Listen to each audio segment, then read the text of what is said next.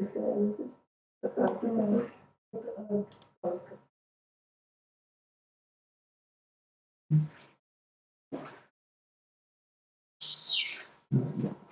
morning, everyone. Sorry for this technical delay. My today's posting presentation is regarding the CBNAT. So the question which was given to me is that is the 26-year-old man presented to the emergency with fever, cough, shortness of the breath. He is giving history of fever since 3 days. His nasopharyngeal and oropharyngeal swab specimen was collected and sent for the SARS-CoV-2 testing. Run the test and explain the result. So the two questions were given, that is what are the other battery of the test should be done, and second question is what is the procedure of the test. So answering to the first question, the other battery of the test depends on my differential diagnosis. Now, if we take this case, the first differential diagnosis is the COVID-19, which is ongoing pandemic, and my second differential diagnosis would be the influenza viruses and all the respiratory viruses like rhinovirus, adenovirus, human metapneumoviruses, which is down the list. Now coming to these are the viral causes. First, I should be having the viral diseases in mind. Then coming to the bacterial causes, it could be Streptococcus pneumoniae, Haemophilus influenza. Then down the list, I'll be having a Leptospira, Legionella, Mycoplasma. These are the down the list. And the next in the fungal infections, I can have Pneumocystis jirovecii, and then in the parasitic, I might have Loeffler syndrome. Yeah, so that is that. So what I was given was the run the test. So to run the test, so I have taken differential diagnosis of fever. Would you like to talk about any additional? Would you like to add to the list? In fact, so this looks like the community acquired pneumonia. The picture looks like that. So the differentials which I have told you, Streptococcus. The history was? The history was fever, cough, shortness of breath, and the fever since last 3 days. So if you would like to just complete your list with the other pathogens, fever and cough. That Mycobacterium tuberculosis and non-tubercular mycobacterium is also there, but it should be in the lower down the list. Short history of it. That's a lower short history. Do you like to have any other test with this fever, cough, shortness of the breath? Before you run your test, would you like to do any preliminary tests? Before you run these specific tests, any preliminary tests would you like to do? Which will help you rule out your differentials? My first differential is COVID-19. Any radiological? Okay, in that way, okay, yes. I thought of microbiology. Yeah, it will be radiological diagnosis. That is the CT, the chest X-ray. But before doing that also, it's recommended that we have to do the SARS-CoV testing. So first I'll be doing the SARS-CoV testing, then only I'll be going towards the other radiological or non-microbiological testings. What are the, how can you interpret the X-ray findings or CT scan findings? Can you differentiate or narrow down your differential diagnosis based on that? Yes. So in the chest X-ray, I have in the chest X-ray of such patients can be the ground glass opacity, especially in the lower lobe. In the lower lobe, it will be. So this will be the different. Here the differentials would be the COVID-19, which is highly suspected in this patient, and the atypical pneumonias like Mycoplasma, then chlamydia. Then we have Pneumocystis is also one of the important differentials here. And any fungal causes? Fungal Pneumocystis. Other than that, interstitial pneumonia. Interstitial pneumonia, and also invasive aspergillosis also looks like this. The same similar picture like that of a COVID positive. What about other viral causes? What picture will they present? Even the influenza are also present with the ground glass opacities. So we are Nowadays, some common people are also talking about the CT score. What do you understand by that? CT score. Volume zero. CT score, that is the CT score. That is CT a score. Everyone is talking about the CT score that my patient is having this much CT score, but my report is negative for the and how my patient will present. That is the CORAD scoring. Yeah, If that you is have a that not is a learned, CORAD see scoring. that. That is which have the 6 stages, and the 6 stages. I don't remember. The sixth score is the final score is the RT-PCR confirmation. That is the sixth scoring, and if it is RT-PCR negative and the CT is positive, then it is CORAD 5. No, it is different. Anyways, we look at it, and this is important in this at this time. Okay. So how will go? How much time from the disease onset will it take for the radiological pictures to appear? Is there an incubation period for that? I mean, I'm talking in microbiological terms. Is there a time duration after the start of? So if you look at the symptom chart.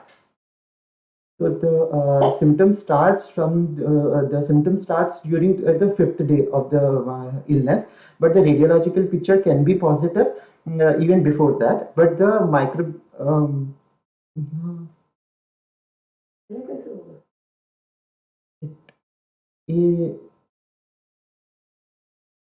So look up the timeline of radiological. There has to be fever, there has to be tissue inflammation before a radiological picture gives you positive, right? You should be clear on the, so there is always a time lag. So the first day of fever, you may not have the radiological sign.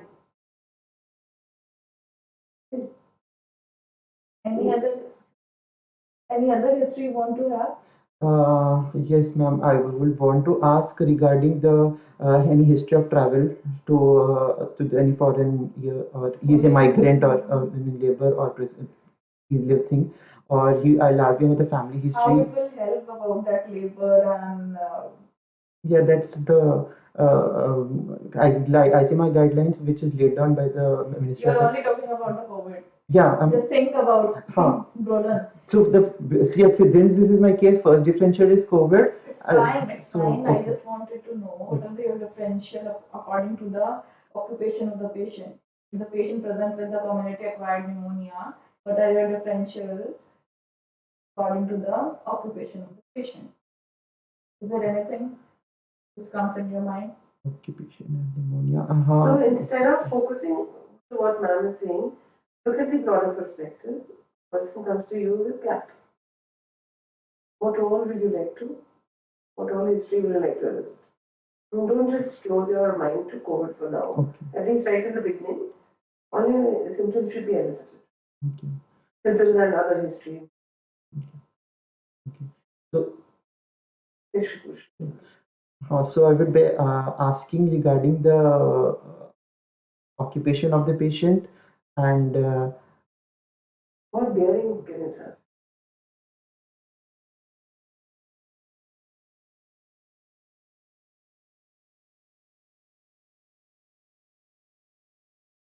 community.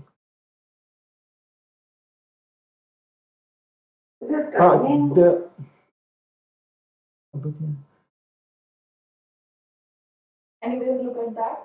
And then the history of the family history should also be known. Then what would you like from the family history? Family history, as in if the similar complaint is seen in the family or no, and then similar complaints, COVID status, went to other place. The travel history should also be known, and then. Would you like to ask the patient in details his symptoms and the onset, and like to have any additional questions regarding his symptoms and the date of onset? Yes. Will that help you? Yes, ma'am. It will help me regarding the. It will help me in case of what test I'm going to run, because it is just 3 days history and. I'll be asking of the fever, cough since 3 days. How is the cough? Is it purulent or non-purulent? When was the fever started? What is the duration of the fever? How is the fever? The type of fever, and then one of the differentials also I forgot to mention is malaria, and dengue is also the ongoing post-monsoon season. So yes, this is also one of the differentials, and back related to the test, I'll be sending to the particular lab, and which area does it belongs to? Matlab, it's any malarial endemic region or no. So depending on that, I'll be sending that sample, and other history would be age. No. So does the day of sampling have a bearing on your test, Peter? Yes, ma'am, it does have, because if it is from the onset, from the illness, from the onset of the symptoms, if I collect the sample and run the test, when I'm talking particular about this COVID testing, that is which I was sent for, then it might become a false negative test. So the PCR might not pick up the organism. So it does have. Are you aware of the sensitivity based on the day of symptoms? Sensitivity of the test, which is based on which particular day? So It is the sensitivity goes on increasing from pre-symptomatic to the first day of fever, and then it goes on falling with time. So what people sometimes mix up the performance of the test with the yield of the test on the particular day, right? And people, so there was only one paper from China which said 70% sensitivity vis-a-vis CT scan. So the two cannot be compared because the picture will appear on different days, right? So if you're testing a person 7 days after onset of symptoms, the yield of any RT-PCR will fall. So CV0 is what? It's an RT-PCR. The yield of RT-PCR will not be the same on 7th day as it would be on the first day. You get it? So if you're drawing a comparison with CT scan, which will obviously appear later than the first day, may not always be present on the first day. So all those pre-analytical factors have to be taken into account whenever you are giving a certain test report. Okay. So the next question is run the test and explain the result. So to run the test, the swab which was collected, that is an nasopharyngeal and oropharyngeal swab which was collected, that was collected with the since it's a procedure, it's full of aerosol generating procedure. So the procedure has to be followed with the help should be taken with the help should be taken by wearing the full personal protective equipment, and explain this procedure to the patient and ask the patient to lift the head with 70 degrees, till the head 70 degrees above, and then take the swab and insert into the nostril up till the first resistances felt, and just twist, and then just put it there for a few seconds and then take it out. Then follow the similar procedure in the next nostril as well. Then after that, put it in the VTM vial. Then take the oropharyngeal swab, that is the cotton swab. Then from the first tonsillar pillar to the other tonsillar pillar, then finally touching the uvula, and then taking back the. Okay, why you have, is there any difference between the sensitivity of the nasopharyngeal swab and oropharyngeal swab, or only one swab can suffice for the results?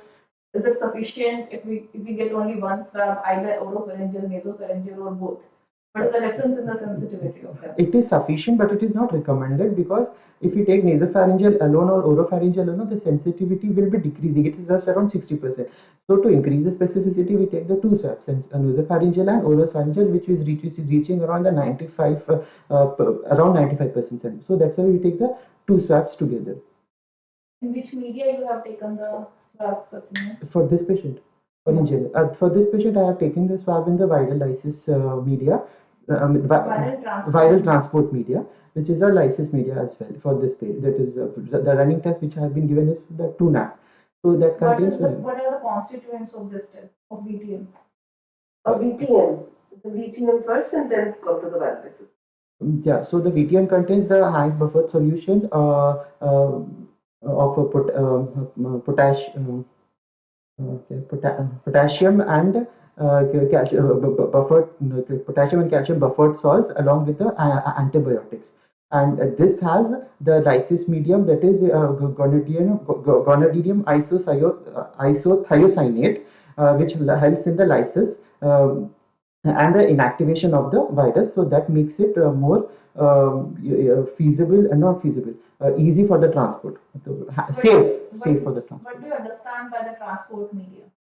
Uh, What is the definition of transport? that it neither transport media, it neither multiplies nor decreases the amount of organism present in it. It doesn't many multiply. organisms are present in your oral swab and this thing. Understood. Yes, ma'am. Why do we use VTM? What is the purpose?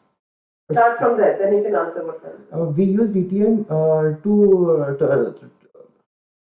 VTM.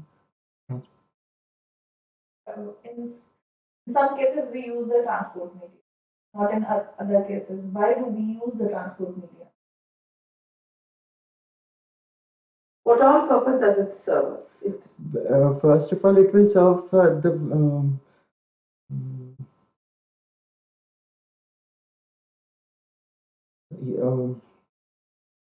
Maintains the viability. okay, it maintains the viability of the organism. Wanted organism. Wanted organism, and also easy flow of the workflow.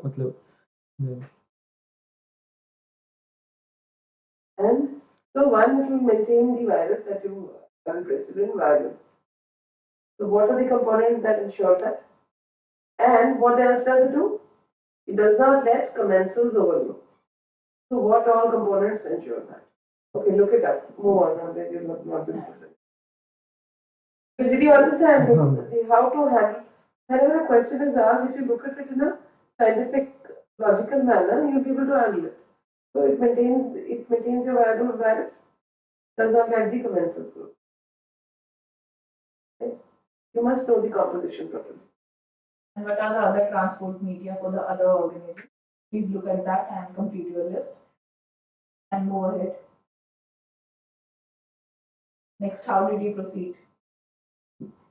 So you were talking about viral lysis buffer. Please complete that as well.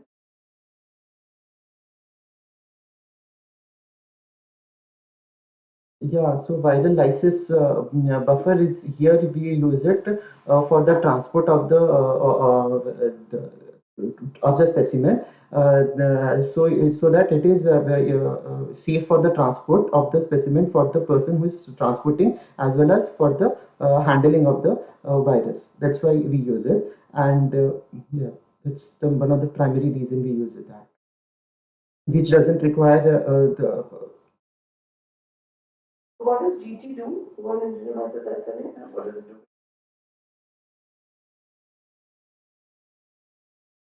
it will form dimers. Not sure.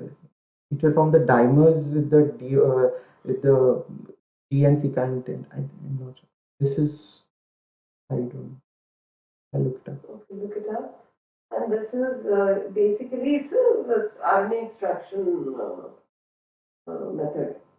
Okay. And in the process, it lyses the virus as the RNA extract. So the test which I have done was the TrueNAT test, where this VTM came to me, and then so I have taken up to the biosafety cabinet, and from there I have mixed the before opening or before unpacking this in the cabinet. I have just properly mixed it. And which cabinet you have used? The biosafety cabinet 2B. B2. B2. What are the differences between? Can you just brief them? Yes, ma'am. The biosafety cabinet A will have the biosafety cabinet. There are three types of biosafety cabinet: one, 2, and 3. So one will have 1, and then 2 is again divided into A and B, and then the biosafety cabinet 3. So one will have 100% the open open bench table work, and then the 100% exhaust and the exhaust of the air. And then the biosafety cabinet, that is B1, that is it has the HEPA, all three biosafety cabinets also have the certified HEPA filters, and then the biosafety cabinet A1 will have the 70% recirculation and 30 2A, type 2A. You're talking about type 2A. Yes, ma'am. Then 70%, and then 30% it will be recirculated. And then the 2B, it will be the opposite of it, that is 70% will be recirculated, and the 70% it is so what is A? Say it again. say it 70% A. is Type 2A does what? 70% gloss and 30% will be recirculated. So T will have to be superior, right? It is 100%. 100% is exhausted. Okay, no recirculation. Right? Type 3? Then type 3 will be this, have the similar, that is 100% exhaust air, and but the exhaust and here will be the contaminant, that is the negative pressure plenum will be surrounded by the positive pressure plenum, and it will have the unidirectional airflow, and it will have 100% exhaust air, 100% exhaust through the separate opening, through the separate exhaust chamber, and something superior than HEPA? Yes, ma'am. Ultra, that is ULPA, which has What like is the here it HEPA will filter around 99.95% of the air, and then here it will be 99.999%. It will. That's different. What is the principle of these? HEPA and ULPA? That is the intertwining. It will have the meshwork or intertwining, cross-linking that will increases the surface area, and thereby it will help in absorption, not absorption, trapping of the particulate matter. So are we supposed to decontaminate these as well? HEPA and ULPA, what do we do with them? HEPA filters, yes, not decontaminate, but regular. Sure. No question for you to look up. Okay. It's important for you to know. Have you seen any cabinet, type 3 cabinets being used here? Where are they used? Here I have not seen, but type 3 cabinets. Why have you not seen? It is for There's the a reason I have BSL. not seen it. It's in the BSL-4 laboratory. BSL-4. BSL-4, which is used So for the culture. for all of you, all the PGs can read up the BMBL textbook. It's biosafety in microbiology. It's a very good textbook. Small one, but it will clear all your doubts. Now, can we ask you the pathogens to be dealt with in BSL-3 and those to be dealt with in BSL-4? Can you quickly tell us a few? Yes, ma'am. So the BSL-3 pathogens are there is the Brucella, Coxiella, Francisella, Mycobacterium tuberculosis. Then in the viruses we have that is yellow fever, then influenza, then not influenza, sorry, influenza culture, and then yellow. Yeah, these are the pathogens. Yes.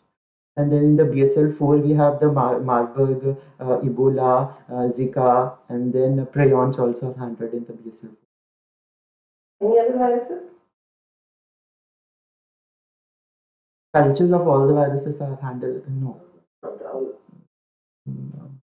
Hemorrhagic fevers? Yeah, viral hemorrhagic fevers are all handled under the BSL-4. They are come under So, by you have almost mentioned the important ones, but look up others as well. There are a few more that you could.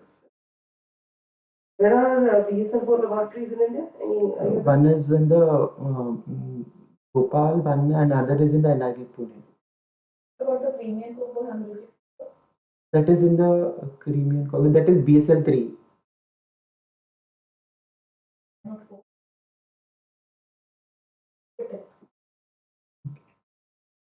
And what about the SARS-CoV virus? The SARS-CoV virus is a BSL-3 pathogen. Sorry? BSL-3. BSL-3. Culture करेंगे तो बेटा 3 में करेंगे. Sorry, the base SARS-CoV is the So BSL-2 but for pathogen. molecular test, 2 is being recommended. Similarly, for TB also, only when you are handling culture, liquid culture for DST, that is when we do it in BSL-3. Otherwise, BSL-2 is good enough for culture. But next. And then, taking the sample into the cabinet, I have taken the sample, done the sample. That is the procedure of the test was the second question. So, illustrating the procedure of the question, taking the 250 microliter of the sample and putting it into the as universal sample lysis buffer. Then mixing it very well, and this is the things I have it. Then this is the pipette, and then immersing into the lysis buffer and transfer the contents slowly. Then the next step. Yeah, then the next is the putting this solution into the cartridge and release the contents which are release these contents into the cartridge slowly. Then these cartridges will be this cartridge is now placed into the Dept auto device, which will multiply the RNA. Extract the RNA. So then after the 20 minutes, the LUT is collected. And then put up into the PCR machine. So after the 20, then that the PCR run takes around 40 minutes in this, and the result would be obtained would be in the 2 graphs. That is in the graph. So the 2 graphs what I have obtained, the graph which I obtained in the first cycle was for the E gene, that is this is the E gene. Looking at the graph, first we have to see the control, which is around 25. The cutoff value for the control is around 25. If it is more than 25, we repeat the sample, and if it is less than 25, it is considered as valid. What is the role of the control firstly? And what is the control being used? Why do we need a control? To know if the cycle is is run properly or not. It has PCR is proper or not control. And then what do you understand by the proper? What are the 3 parts of the denaturation, extension, and annealing.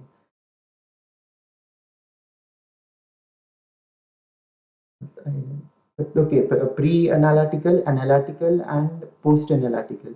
Pre-analytical may we have the RNA, the nucleic acid extraction. In the analytical, we have the PCR itself, that is the multiplication, and in post-analytical would be the interpretation of the cycle. What how will you test that the sample is okay? That you have collected the sample in the proper manner? That is through the help of the control, that is the RNA's P, which we use that as a control here. That is a proper. It is if you don't correct it proper, that is it will be more than 25. What we do. What do you mean by proper? Proper ka meaning kya hai? What are we trying to ascertain here? And there is adequate human tissue. Adequate human tissue, yes. Because the virus most likely will be inside the human cell, or at least adhering to the human cell. So, at least what we're trying to ensure is that the swab is not just laden with saliva, it has been properly collected. So, nasopharyngeal epithelium has been adequately collected onto the swab before, otherwise, you can give a false negative if you don't have adequate human tissue. Okay, so RNA is of what origin? Human origin or viral origin? You said RNA Yes, human origin. Human origin. All right. And then after looking at the control, we look at the target gene. Here we take a target gene, that is the E gene, which is a preliminary procedure. Preliminary procedure. Here the E gene is around 13. Here in a laboratory we take the cutoff for the E gene is around 32. Why it is known as the E gene? because it is shared by other SARS-CoV virus as well. So it might be it is present अगर in SARS-CoV virus या कुछ और नाम बोल रहे हो, सब सबजीनस बोलो। this coronavirus comes under the subgenus Sarbecoviruses, which has three viruses: bat coronavirus and the SARS-CoV virus, SARS-CoV virus 1 and SARS-CoV virus 2. So these three organisms will pathogens will be sharing the same E gene. So that's why it is screening Same sequence of E gene. So that's why this E gene will be screened first. Then later on, the more specific for this SARS-CoV-2, that is the RDRP, or in our lab we use RDRP, RNA dependent RNA polymerase, and also we use ORF1A, that is outer reading frame 1A, and others also we can use like N2 also being used, that is in another CBNAT procedure, that is the gene expert. So looking at here, E gene is around 13 and the cutoff value for the E gene we take it as 32. So here E gene is 13, so I consider it as a positive. So now taking this as a positive, now I have to run the second cycle, that is through the other chip. The second cycle is also through the other chip with the same LUT. I'll be running the sample. So after 40 minutes, I obtained this graph. So in this graph also we are supposed to look at the control value, that is as we can see here, that the sigmoid shape curve, that is the red, is the control, which is around 21.8, which validates this run, and then the blue line which indicates the RDRP, that is the confirmatory gene, which is around 15. Here also the cutoff value for the RDRP is around 32. So it is less than 32, so I consider this as a positive. So for the given test, for the given sample and the test which has been given to me, I consider it as a confirmatory, positive for the SARS-CoV-2. Full form of RDRP. It stands for the RNA dependent RNA polymerase. Are there other confirmatory? Yes, ma'am. The other confirmatory genes like open reading frame 1A, and then which is also used here in this TrueNAT in the form of a dual chip. It is also used in the gene expert in the form of E2. So, other genes will be, sorry, not What E2, do you N2. understand by the confirmation? That is, the confirmation genes are those genes which are present only in the SARS coronavirus 2 only, but not in the other SARS-CoV-2 viruses. The sequence of the The genes. sequence that you are targeting, your primers are designed Specific for this SARS-CoV-2. Yeah. And for EU, the sequence is so similar between the three that you can't have SARS-CoV-2 specific. Yes, Right? Why it is known as the SARS-CoV-2?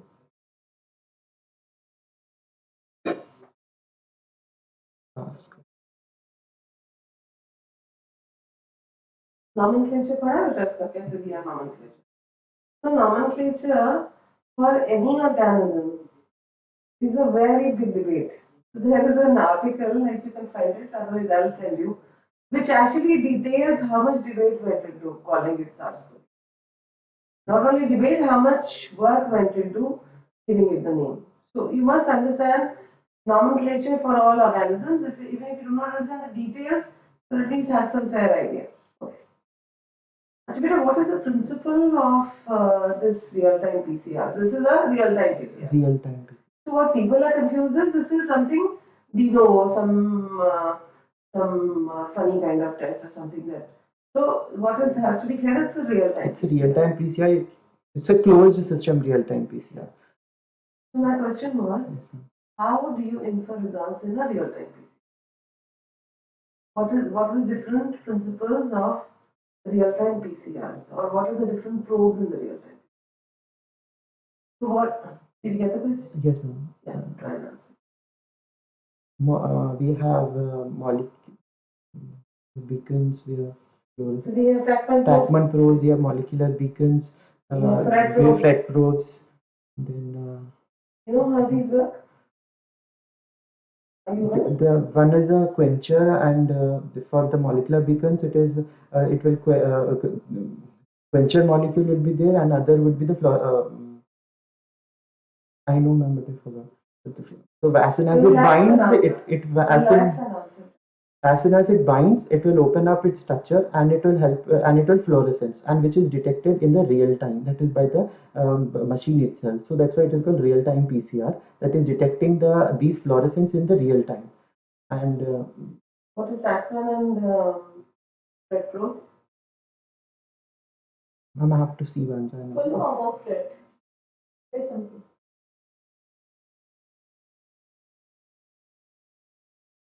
So, is this particular RT-PCR using these probes or it's using some other technique?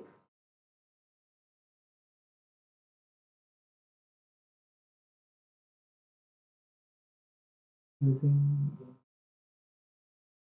Melt curve analysis? Have you heard of melting it? curve analysis. So, have you heard of it? Ma'am. It has So please melting look curve that up. analysis. And also look up this particular method used here. What about Gene Expert? What does that use? Gene Expert uses this melting curve Are you sure? Gene Expert is, So you will need to look up on this. Gene Expert. In both, whether it's what are the traditional real-time PCRs using? Are they using one of these probes or are they using Metcalfe? Okay, why don't you go ahead? What else were you to say? Are you saying something else? No.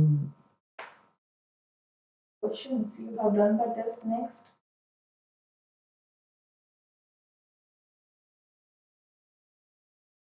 What are the other matter of the test, and then what is the procedure? And I've answered both of them, and the result which I have come up with is the positive result. And How will you report your result? so What will your report say? And any remarks would you like to give in your report? the result I would be uploading it as a positive. That is the first remark and the first comment, and then the other So in below positive, the positive for what? the second comment which I'll be saying is the positive for the E gene, and also because I'm doing TrueNAT, I'll be rating it as it is positive by E gene and confirmed by the RDRP gene. In another third remark, I'll be reminding you the sample which has this, which is the sample which I have been given.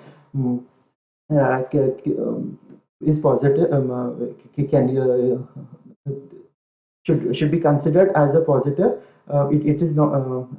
It should not. For You're trying to say that this particular sample is positive. is positive. So this has adequate Viral load in it, which has been detected in this PCR. It could have been means this sample. Some sample may not even contain has a viral load but cannot be detected. That is considered as the false negative, which also I will be marking. Like like example, either the day of illness was before the day of is it was collected before the day of illness, or any inhibitors or any mutation in the sample. So in that case also it might be positive, but it could not be picked up by the PCR. So I'll be writing in that also. So I would like you to say this again. So you are telling us the factors which could give us a false negative result. Yes, so please say them slowly and again and clearly. 1, 2, 3, 4. So the false negative report not just starts in the lab, it will start before the lab itself, directly from the collecting of the sample. That is the proper collection. That is a very important message. That collection is, and that is not only true for this particular test, it's true for every test. So care during collection has to be initiated right in the clinics or in the OPDs, especially when you are using a molecular test. Say during the collection, care is not taken to ascertain that the environment is clean, the material being used is not used again from one patient to another, right? So that I'm saying in general. So the care during collection is very important, because our molecular tests are picking. What is the limit of detection of our tests? All molecular tests, not only this particular. So what is the range of organism picked up? How many? What is the limit of detection? Like we say for microscopy, we need 10 or 3. Here, how 10 many to 1,000. Yeah, maybe few. Yeah, very well. So if an extraneous introduction of an organism, say 10 to 15 organisms happens during collection, it will also give us a false False. positive. Then the next would be the collection of the sample and what type of sample we are taking. Because it is COVID, we are taking the swab collection. We cannot take the blood sample because blood may have inhibitor and it is not recommended. Then the second, So what is the other reason why blood may not be a good sample? One, of course, you said because inhibitors will inhibit molecular molecule. test, and The viremia, we exactly don't know when the viremia comes in the blood, so we don't know that. So that's why it is not a it may be brief. It may be brief, and we may not really be aware when to catch it. So that's why we don't do that test, nor neither it is recommended. Then coming to the after then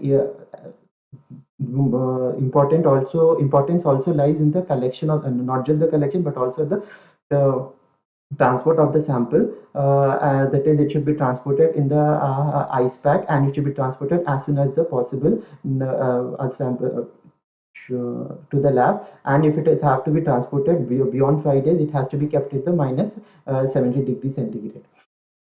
And then the other false negative could be the improper procedure or improper handling of the procedure, and it could be due to the other reasons. Also could be the mutation of the particular gene which we haven't designed the primer. So we divided into pre-analytical and analytical. So pre-analytical collection, time of collection, transport, adequacy of collection, transport. Care during transport, temperature and time. Okay, these are the pre-analytical factors. The analytical factors could vary with the test that you use, because the design of the test will affect. You see, now supposing you have primers, and there are enough reports which talk about these mutations in the genes of interest we are using for diagnostics. So yeah, so primers what you have used may not be binding to the mutated site, so it might give the false negative test. And the limit of detection can also be a major player. There's a paper from so like we have DCGI, which will approve kits for us, or ICMR, which is approving kits for COVID-19. All RT-PCR kits are also approved under emergency use authorization. Even FDA has approved all these tests under emergency use authorization. Now, limits of detection are to be checked by the regulatory authorities. So there was this paper from Chinese authorities who compared 6 commercially available kits which were rampantly being used in China, and they showed the limit of detection varied between 50 to 1000. So some kits which were used very widely were only picking 1000 viruses, meaning thereby lower than 1000 would be missed.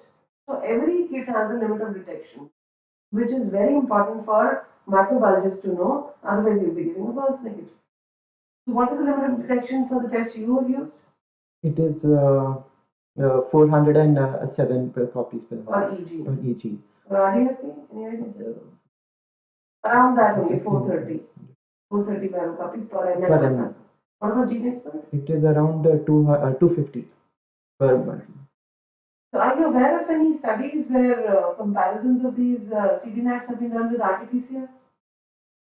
Ma'am, yes, Gene Expert with the Roche ID, which has been no Roche ID, Roche Cobas. Roche Cobas, and Abbott ID. Abbott ID, and yeah. Roche Cobas, which has shown the concordance rate of more than 96%, 99%, which we have done. So it is more. It is basically they want to show that this is also better option with in hand with the RT-PCR. Are you aware of any newer methods being available? So newer methods. So one question before I come to this: how many RT-PCR kits have been okayed for use by WHO and CDC and fine? How many? Do you have a idea of the numbers? It is around like 900 plus. Along with the emergency use authorization, 100 plus actually. It is been issued, but not issued, validated by the EUA. So many kits are available. So 2 questions. One, any other samples have been used in different studies, and what is the recommendation for those samples? Yes. The other This is an analysis. other samples, what we have taken is nasopharyngeal oropharyngeal, which is upper respiratory specimen. Suppose if the clinical suspicion of this COVID-19 is very high, so but the sample was given, sample what we have given, and it turned out to be negative. You can go for the lower respiratory samples, like the BAL, ET aspirate, or the sputum, or something like this. And then there is also the sample like saliva is also being tested, but it has not been validated till in India. It's having like 6 studies which has come across, but not even one has been valid. Not 6. 36 kits which says about the saliva, but not one has been validated. Theoretically, saliva is also a good. So AIIMS was validated. Validated. AIIMS was trying to look at these kits, but none of them have been. But theoretically, saliva can be a good option. But not. What about the published study, Yale study? They showed it to be useful. They showed it to be useful, but we still need to standardize it to the point of care. Point of care. We need to tweak about the sensitivity issues with that. So the what other tissues have, what other samples has virus detection been reported? For the virus detection, they have come across with the stool sample, but the sensitivity is around 30 to 40%. But that is also used for not for the diagnosis, but the community surveillance purpose. We can use it, but not for the diagnostic purposes. Are you aware of any newer technology reaching the point of care? Yes, ma'am. That recently the CSI of Bangalore come up with this. That is a CRISPR based technology, which the not Bangalore, AIIMS designed it. Okay, AIIMS. Sorry to say that. AIIMS designed it is a CRISPR. The turnaround time is lesser than the CBNAT itself, and the cost of is also less than that. But it has not been into the market or for the public use as of now. Tata is making it, so it will come out soon. I want to ask you, how can you shorten the duration of a PCR? So which steps can you actually make a difference? The PCR itself is quite a short method, 3 hours. But to make it quicker than that, it has relevance because Abbott is trying to sell its ID now, right? In the methods. Are you aware of what is the principle of ID now? So that is important for you too. So what they use is, what does PCR use? The first denaturation step by heat. So the newer methods are using isothermal amplification. So ID now uses nicking endonuclease amplification reaction, near. So what this does is, it's not as simple. I'll just put it in one sentence. So the separation of the strands is ensured with the help of endonuclease. Nicking endonuclease, right? And then the amplification goes on very fast in an isothermal atmosphere. So it can give us the results within 15 to 30 minutes, as much time taken by the rapid antigen, right? Except the sensitivity when compared with RT-PCR and CBNAT was not found to be very great in whatever published work is there, but I'm sure they'll be improvising. So how does CRISPR, since you talked about CRISPR, what is the principle of a CRISPR test? It utilizes the Cas9 that here we use the Cas9 gene, which for the what is Cas9? At which step in the PCR does the Cas9 come in? During the binding binding mode. And so the IgID Feluda, as they call it. You know what Feluda stands for? Yes, ma'am. Feluda is a fictional character. Here, Feluda is from something. It is a synonym for full form of Feluda. Here, what they have used it. They obviously copied Sherlock, which was used.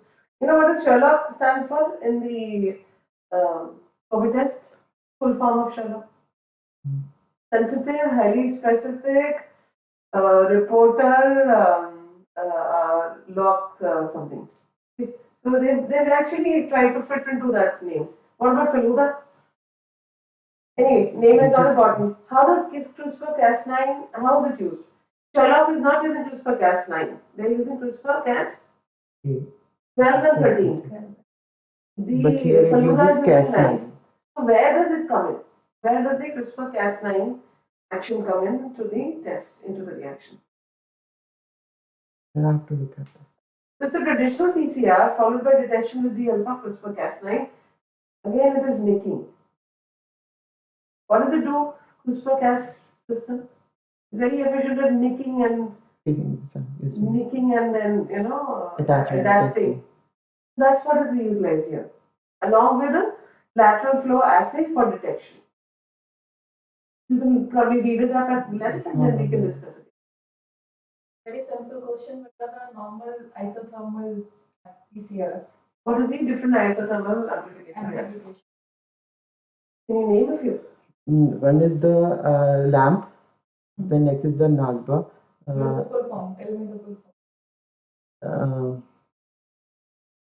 Loop mediated isothermal. Okay, it's for LAMP, loop mediated isothermal amplification. For NASBA, it is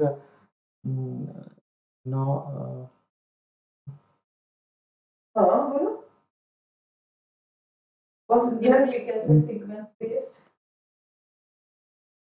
Yeah. Sequence-based amplification. Then SDA. Then RPA. Have you heard of RPA? It's a new method. RPA is absolutely. RPA is one of the newer methods. Then, of course, what we talked about. Sherlock was used in a test called STOP. S-T-O-P, STOP. You can look that up. I can again send you an article. These are the basic things, but these are important ones. Near is also one of the newer ones. RPA is another new one. So, if you read them carefully, they're not difficult to understand. So, all these have reduced the time of 3 hours to half an hour. Putting all these techniques to good use, good understanding. Now, tell us something about RAT. We just have 5 minutes and we'll. RAT is the rapid antigen testing. It is the similar to swab specimen. We just take the swab specimen in the well, and then we put it into the that is the kit what is available. And there are several kits being evaluated. I just want you to tell us the principle. How does it work? What are we looking for? We are looking for the spike gene, that is the S1. Gene? I mean, spike protein. Protein. S1 or S2? Which S1. one are you using? S1. Using S1? Yes, ma'am. So what about these proteins? Are these not shared between the different SARS viruses? It is shared, but that's why we say if it is negative, we have to go. Negative ka baat to koi aur hai. I'm coming to that question. What is the sensitivity of the test? So it's important for you to know that which of these is so spike protein has different components, different portions, different parts, S1, S2. S2, yes, ma'am. It has S1, S2. So which one is more specific to SARS-CoV-2? S1. Are you sure? Yeah, that one is S1. So what is the sensitivity of that? It is around 60 to 65%, not more. Less and it is so less than 60%. It's not more than. Has published, excuse me, has published in AIIMS. So you can quote one paper. Whereas the biosciences kit has been evaluated. Sensitivity beta, sensitivity आपने बोला. So it is around above 90%.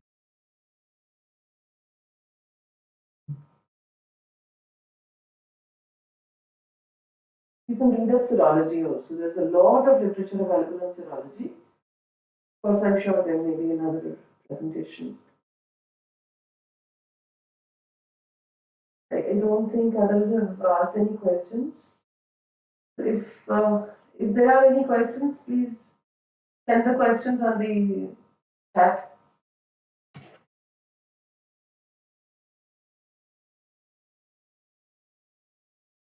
Any questions? Please put it in the chat box.